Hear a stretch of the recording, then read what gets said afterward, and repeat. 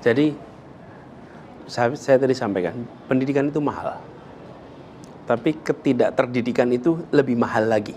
Ya. Jadi karena itu kita harus alokasikan anggaran yang cukup.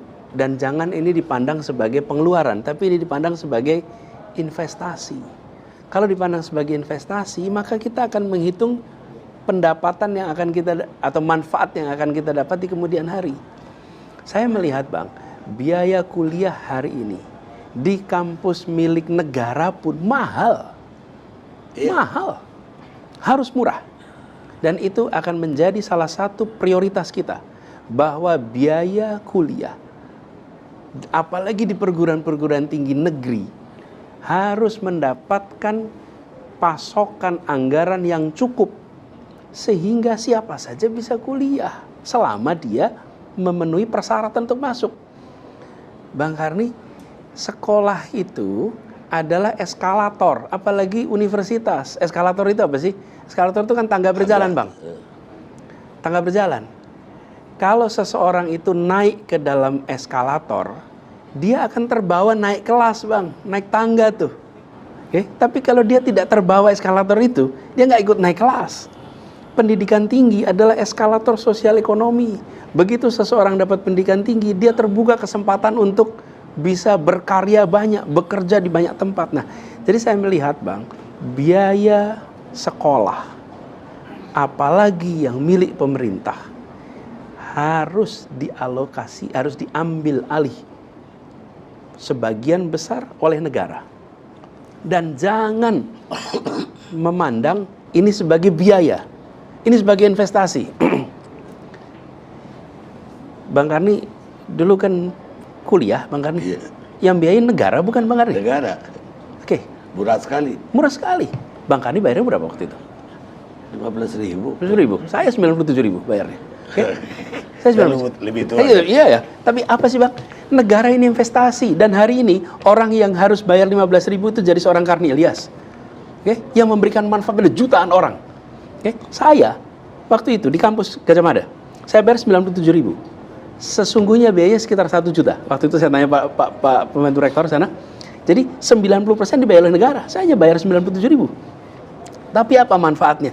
Saya kemudian berkarya. Saya menjadi dosen. Saya berkarya untuk ABCD. Itu investasi. Jadi manfaat dari memberikan biaya atau membiayai pendidikan itu dirasakan oleh negara. Jadi jangan pernah khawatir untuk membiayai pendidikan SD, SMP, SMA. Dan itu adalah prioritas kita. Dan ini adalah prinsip keadilan, Bang. Siapa dididik apa akan mendapatkan kesempatan apa besok.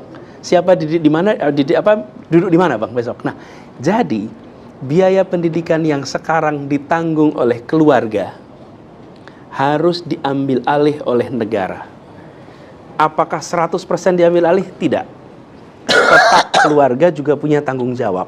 Tapi jangan sampai beban itu dilepaskan oleh negara. Silakan keluarga masing-masing untuk mengurusi. Sampai tidak terpikul. Dan yang ironis, Bang, yang sangat ironis adalah bagaimana guru mendidik ribuan orang dan anaknya tidak bisa kuliah karena si orang tua guru ini tidak punya biaya untuk biaya kuliah anaknya.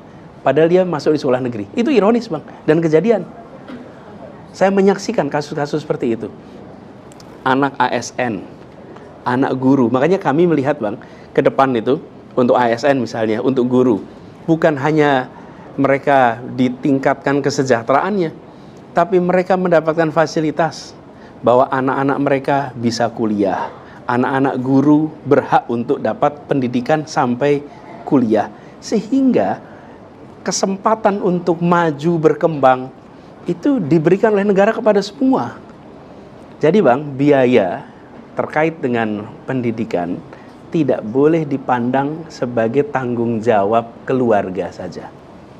Kalau mereka mau kirim anaknya ke sekolah swasta, yang mereka pilih sendiri dengan struktur biaya ditentukan swasta, itu urusan mereka. Sebagai keluarga, sebagai pribadi berurusan dengan swasta, nggak masalah. Tapi negara siapkan SD, SMP, SMA, SMK yang cukup, perguruan tinggi yang cukup, lalu biayanya diberikan oleh negara. Dan inilah tujuan utama kita merdeka, Bang. Mencerdaskan kehidupan bangsa.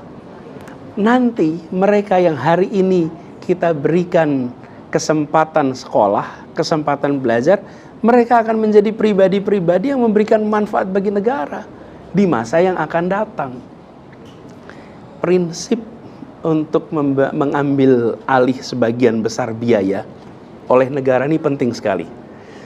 Kalau tidak, Bang, yang terjadi adalah industrialisasi pendidikan, komersialisasi pendidikan, yang efeknya hanya mereka yang memiliki kekuatan ekonomi yang bisa mengirimkan anaknya sekolah.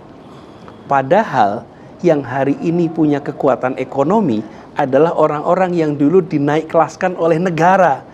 Karena mereka juga bukan siapa-siapa. Pada saat Republik ini merdeka, Bang, 95% penduduk negeri ini buta huruf, Bang.